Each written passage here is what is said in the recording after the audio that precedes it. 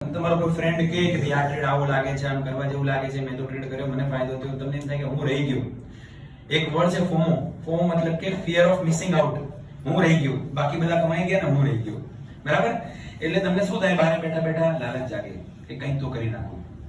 હવે તમને નથી ખબર કે કેવી રીતે કરવાનું, પણ તમને એમ થાય કે મૂળ તો શું, આ ભાવ ઉપર જાય ને ભાવ નીચે જાય. તમે મોબાઈલમાં જોવો એટલે તમને દેખાય, કોઈ પણ માર્કેટ તમને દેખાય કે ભાવ ઉપર જાય, ભાવ નીચે જાય, ભાવ ઉપર જાય, ભાવ નીચે જાય.